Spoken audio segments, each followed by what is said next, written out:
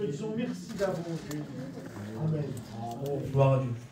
Alors je méditais la parole de Dieu cette semaine et j'ai trouvé un verset, et ce verset-là parlait à mon cœur. C'est un verset dans le livre des Hébreux, chapitre 11 et verset 40. Il nous est dit ça. Que Dieu, ayant en vue quelque chose de meilleur pour nous.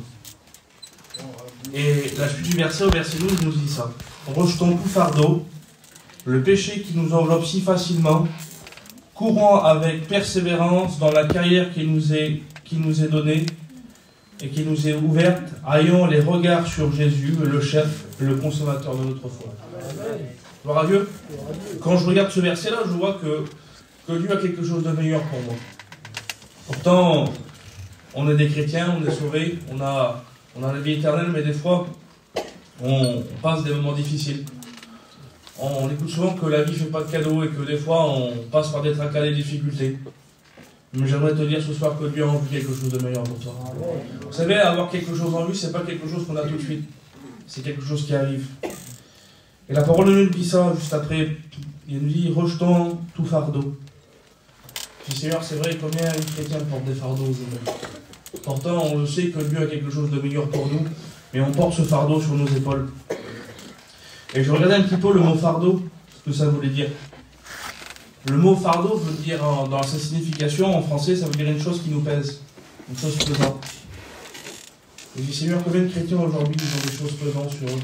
Pourtant, la Bible va dire ça. Dans le psaume 38, au verset 5, il va dire, comme un loup fardeau, elles sont trop pesantes pour moi.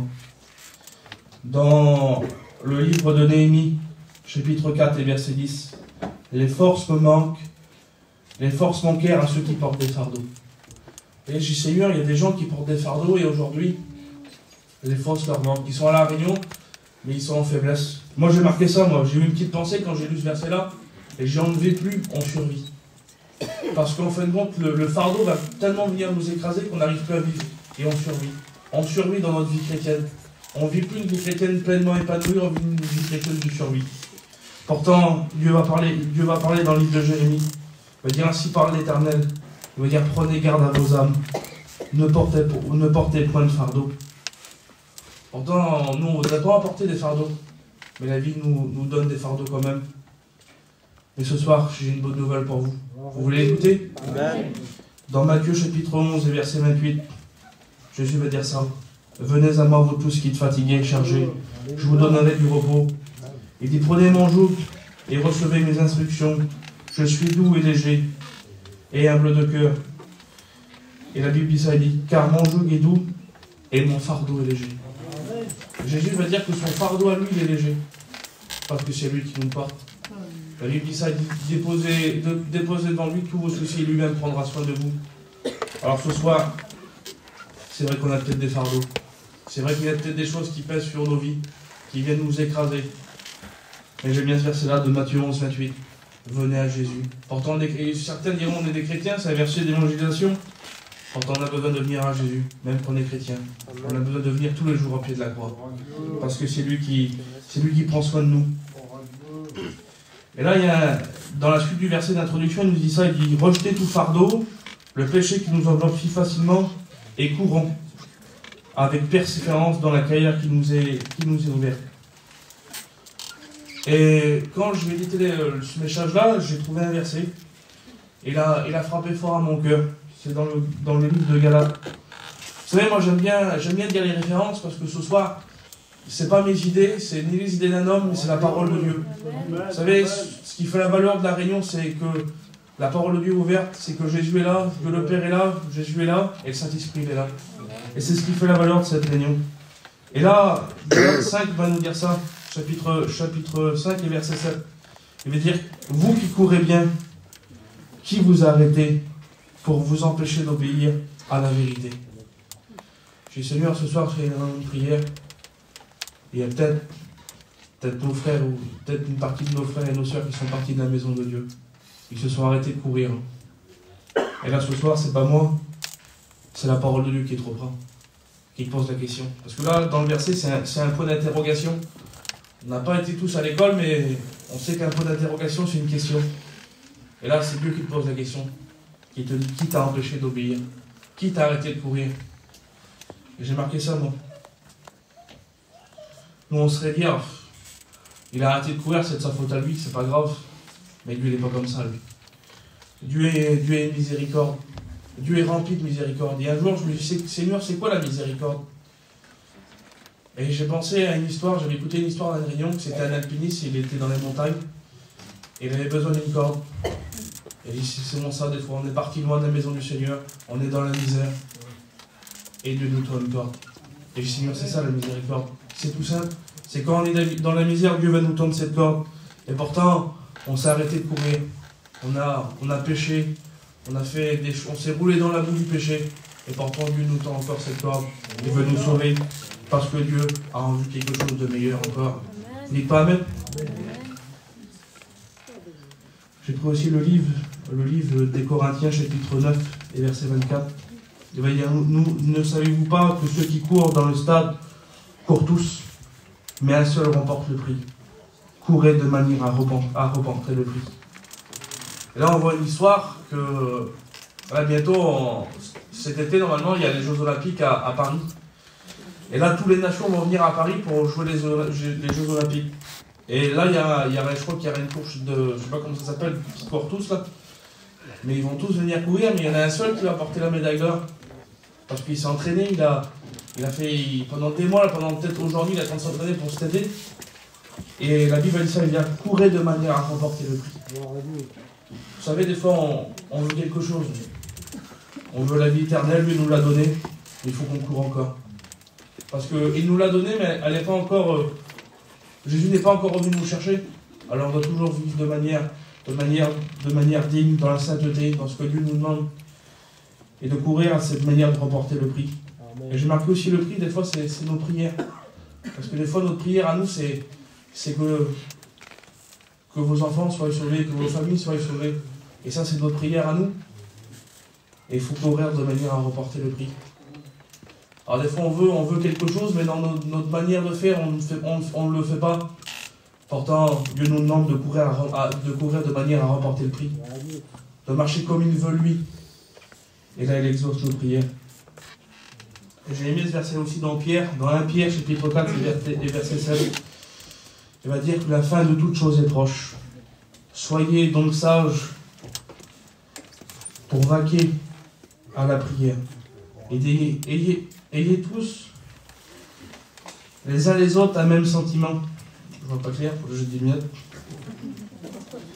Exercez l'hospitalité les uns les autres sans murmure, comme des bons dispensateurs de la grâce de Dieu. Que chacun de vous mette au service de l'autre ce qu'il a reçu. Quand je vois ce verset-là, je dis Seigneur, on n'est pas des prophètes, mais on sait en quel temps nous sommes. Pierre va dire ça, veut dire la fin de toute chose est proche. Il dit soyez donc sages et sobres. Et le mot vaquer, ça veut dire s'appliquer, pour s'appliquer à la prière. Vous savez, des fois, là, j'ai l'impression, quand le verset parle, il parle à des enfants. Quand on dit à un enfant, sois sage, bouge plus. Combien que c'est vrai ce soir dans nos réunions de prière. Ce soir, c'est une réunion de prière, et je me suis dit, des fois, quel tumulte dans les réunions de prière, pendant que les frères et les sœurs prient. Pourtant, on devrait s'appliquer à la prière. On devrait prier. Des fois, on regarde l'heure, il est 9h, il est 10h moins 5, on regarde tout de suite l'heure, on bouge, c'est l'heure, il faut que c'est la fin. Pourtant, Dieu nous demande de nous appliquer à la prière. Parce que la fin de toute chose est proche. Il va dire, ayez tous, les uns les autres, un ardent amour. On est tous frères et sœurs, nous avons comme Dieu comme Père, et aujourd'hui nous sommes l'église de Dieu, nous sommes des frères et des sœurs. Alors il faut qu'on exerce l'amour. Il va dire ça sans murmure. Combien que c'est vrai, on ne doit pas parler sur nos frères. Vous savez, c'est tout bête ce que je veux dire, mais moi je me rappelle, quand j'étais petit, il ne fallait pas, comme mon père me criait dessus, il me disait reste sage, ne parle pas sur les autres. Et c'était vrai. Pourtant aujourd'hui on est tous âgés. Mais j'aime ce verset-là qui dit il faut qu'on revienne comme des petits enfants. Et qu'on soit sage, qu'on écoute. Qu'on écoute Dieu nous parler encore et qu'on écoute ses instructions. Et mon introduction disait ça aussi. Et il dit courez dans la carrière qui vous est ouverte, ayant les regards fixés sur Jésus, le chef, le consommateur de notre foi. Si Seigneur, tu nous demandes de courir dans une carrière qui nous est ouverte, en ayant les regards sur toi. Et c'est vrai ce soir, Quand on court, normalement, on regarde droit devant nous. Et le Seigneur ne nous demande pas ça, nous. Il nous demande de courir et les regards vers lui, en le regardant à lui. Et Seigneur, si tu nous demandes de te regarder, alors j'ai pris quelques paroles de Jésus. J'ai dit, Seigneur, je vais me tourner vers toi. J'ai pris quelques paroles qui ont fait du bien à mon cœur. Alors j'ai pris ce verset-là. J'ai pris une parole que Jésus va dire dans l'évangile de Marc, chapitre 1, verset 17. Et Jésus dit, suis-moi. J'ai dit, Seigneur, tu nous demandes de te suivre. Et c'est vrai, Seigneur, quand on suit quelqu'un, c'est qu'il connaît la route. Il y a un verset qui dit ça, il va dire, fais-moi connaître le chemin où je dois marcher. J'ai pas la référence, mais je crois que c'est dans les psaumes. Il va dire, fais-moi connaître le chemin où je dois marcher. Et Jésus va dire, suis-moi. Vous savez, c'est tout bête ce que je veux dire. Mais il faut marcher derrière Jésus, il ne faut pas marcher devant Jésus. Il faut marcher dans l'empreinte de ses pas. Il faut marcher comme lui il a marché. Il faut prendre sa manière de marcher à lui, parce que c'est la meilleure. Il faut prendre sa direction à lui, parce que c'est la meilleure. Lui, il ne se trompe jamais, parce que c'est le meilleur. Il y a un frère qui dit ça dans la mission, c'est le champion. Et c'est vrai ce soir, c'est notre champion. Et lui, il ne se trompe jamais. Alors il faut le suivre. Il y a un autre verset qui dit ça dans l'évangile de Luc, chapitre 7 et verset 50. Jésus dit à la femme, ta foi t'a sauvée. Il va dire, va en paix. Je dis, Seigneur. J'ai marqué là, il nous donne le bonheur, le vrai bonheur. Ça, c'est un cantique de notre mission. Il nous sauve, il nous a sauvés. Quand on est triste des fois, quand le découragement vient venir frapper nos vies, quand on se tourne nos regards vers lui, il nous a sauvés, il nous a donné la vraie paix, la vraie joie, le vrai bonheur. Alors comment pas des fois, comment pas rejeter tous nos fardeaux et regarder vers lui et dire, Seigneur, tu nous as sauvés et tu m'as donné ce vrai bonheur. Dites pas Amen. J'ai pris encore une autre parole. J'ai pris une autre parole qui va dire ça. Dans le livre de Luc, chapitre 23 et verset 34. Jésus va dire, Père, pardonne-leur. Ça, c'est une parole que Jésus a dit sur la croix. Il va dire, Père, pardonne-leur, car ils ne savent pas ce qu'ils font. J'ai marqué ça, moi, des fois. On est peut-être chrétien et on a peut-être vécu on a peut-être commis un péché. Le monde nous salit, le monde nous accuse. Satan vient nous accuser parce que notre robe tout blanche est sale, il y a une tache dessus. Et j'ai aimé ce verset-là. Vous savez, ce soir, la parole de Dieu, c'est une solution. C'est pas une condamnation. Jésus n'est pas venu pour condamner, Jésus est venu pour pardonner. Il est dit ça dans le 1 Jean chapitre 2 verset 4. Il veut dire, si quelqu'un a péché, nous avons un avocat auprès du Père. Amen. Auprès du Père, et c'est Jésus-Christ. J'aimerais te dire ce soir, si tu as péché, si tu as fait mal, si tu es parti de la maison du Seigneur, si tu es chrétien et que tu as commis quelque chose, j'aimerais te dire que tu as un avocat auprès du Père. Et j'aimerais te dire quelque chose, il n'a jamais perdu un procès. Il a toujours gagné. Vous savez pourquoi il a toujours gagné? Parce qu'il est venu payer sur le bois de la croix, son sang a coulé, son sang était tellement précieux qu'il gagne tous les procès. Dites pas Amen. J'ai pris encore une autre parole de Jésus. Au verset 14, Matthieu 14, verset 27. Jésus leur dit, rassurez-vous, c'est moi, n'ayez pas peur. Alors j'ai dit que dans l'introduction qu'il fallait rejeter tout fardeau, mais des fois malheureusement la vie nous fait du mal, les soucis, les problèmes, la maladie nous fait du mal.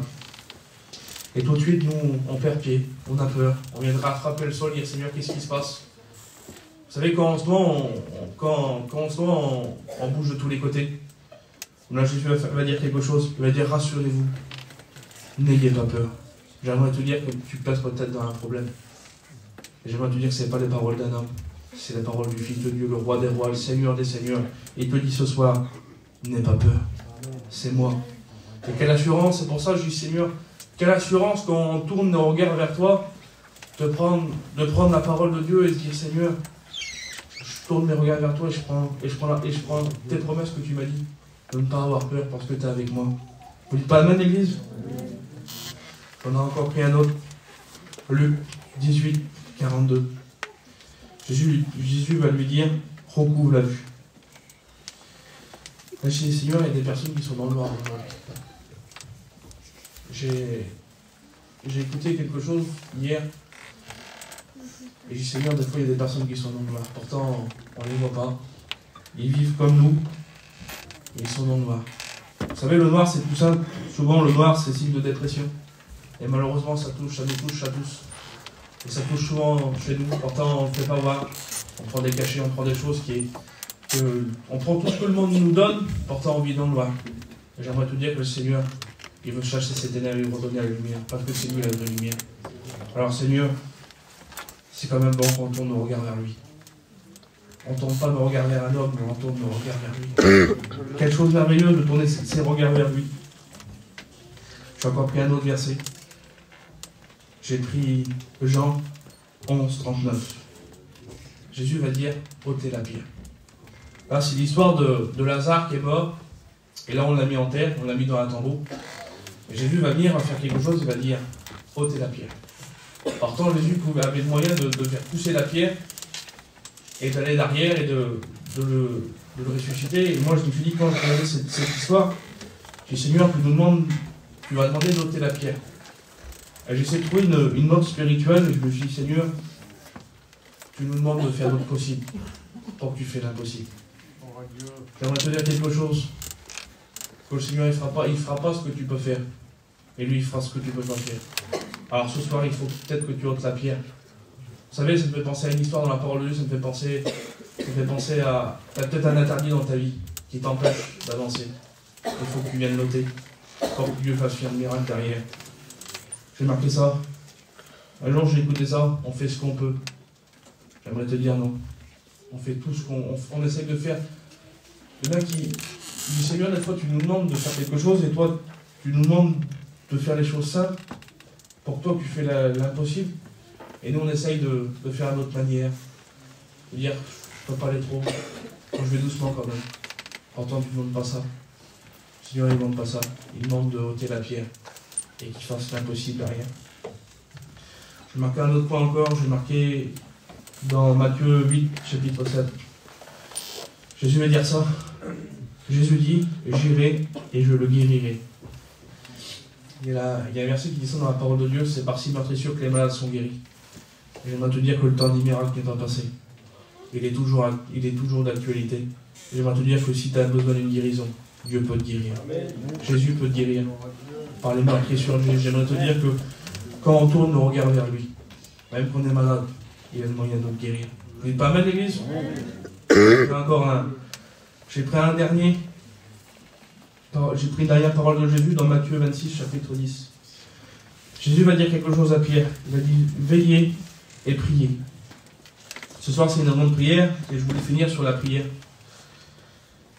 Là, Jésus va être à Gethsémane et il va demander à ses disciples de prier et de veiller avec lui. Et eux ne vont pas le faire. Il va donner ce conseil-là. Veillez et priez. Et Seigneur, c'est ce que Jésus va nous demander ce soir. De veiller sur nos vies, veiller sur nos âmes et de prier. Je dis, Seigneur, pourquoi prier? Pourtant, tu connais toutes choses, tu sais tout. Parce qu'il aime quand on lui demande. Il aime quand on supplie. Il y a un verset qui dit ça dans Romains 10. Il veut dire, frère, le vœu de mon cœur et ma prière pour eux, c'est qu'ils soient sauvés. Alors ce soir, comment rester la bouche fermée quand il y aura le moment de prière? Pourtant, on peut prier pour nous. On peut prier pour ceux qui sont perdus. On peut prier pour les... J'aime bien prier pour les missionnaires, prier pour les pasteurs. Il y a tellement de cas de prière. Il dit ma prière pour eux. Et ça nous touche à chacun. Vous savez, des fois on dit la réunion c'est pour une personne, mais là c'est pour tout le monde. Parce que nous sommes l'église de Dieu. On va prier tous ensemble pour son œuvre. Dans Romains 12, verset 12, il veut dire persévérer dans la prière. Et c'est ce que Dieu nous demande. Et un jour j'ai regardé ça hier, et j'ai été étonné. Je dis Seigneur, tu nous demandes de prier, c'est vrai. Tu nous demandes de prier. Et un jour, deux hommes se sont trouvés dans un problème. Ils se sont trouvés dans un problème, c'était deux chrétiens. C'était Paul et Silas. Et ils faisaient la volonté de Dieu. Et là, on va les arrêter, on va les mettre en prison. Et la Bible va dire ça. Paul et Silas chantaient les louanges de Dieu et priaient. Ce soir, tu n'es pas en prison, tu es dans l'église. Et la Bible dit ça, elle dit Paul et Silas, ils chantaient les louanges de Dieu et les prisonniers les entendaient. Combien qu'on doit chanter les louanges de Dieu. Ça a été fait, il y a eu le programme de les chants des cantiques. Combien que les gens qui ne connaissent pas le Seigneur, il faut qu'ils nous entendent. Et là, il va se passer quelque chose. Il prie, et tout à coup, un grand tremblement. Il dit, la terre trembla, et les fondements de la prison s'effondrent. Alors, Seigneur, c'est ça. C'est tellement simple. C'est simple, la parole de Dieu. Vous savez, je dis ça, moi, souvent. C'est les hommes qui prennent beaucoup le détour. Mais Dieu est simple, sa parole est simple. Vous savez, quand je regarde dedans, c'est impossible pour les hommes. Nous, on aurait fait quoi? On aurait essayé de prendre une masse, essayer de casser le mur. Et là, ils ne vont pas faire ça, eux. Ils vont chanter des cantiques. Ils vont prier le Seigneur. Et là, la Bible, ça me fait penser à la chambre haute, un grand tremblement. Là, le feu descend du ciel. Alors, des fois, on n'est peut-être pas en prison. Notre corps n'est pas en prison, mais des fois, c'est notre vie qui est en prison. J'aimerais te dire qu'en priant et en chantant des cantiques, là, ce sera un moment de prière. J'aimerais te dire que le Saint-Esprit peut venir là. Jésus peut venir. Et là, tout peut être cassé. La terre peut trembler. Souvent, ça me fait penser à la chambre haute, comme les apôtres étaient dans la chambre haute, et qu'un vent descendit dans la chambre haute, et que le Saint-Esprit remplit le lieu. J'aimerais te dire que ça peut être ça ce soir pour ta vie. Alors, il faut prier. Mais c'est tout simple. Le but de ma prédication, c'était de vous encourager. Parce que ce soir, il faut prier le Seigneur. Vous savez, c'est tellement bon de prier le Seigneur, c'est tellement bon de tourner nos regards vers lui, c'est tellement bon de lui demander. Alors ce soir, si tu veux que Dieu te réponde, j'aimerais te dire ça. Il faut que tu fasses ton possible à toi, et lui fera l'impossible. Il faut que tu lui demandes. Vous savez, nos réunions de prière, on devrait se marcher sur les pieds quand on prie. On devrait s'enchaîner dans les prières, parce que on est quand même beaucoup, et des fois on écoute une dizaine de prières, mais ça ne devrait pas être comme ça. On devrait tous prier le Seigneur, parce qu'on a tous des besoins, on a tous des cas, et même si on n'en aurait pas, la prière de nos frères vient de notre prière.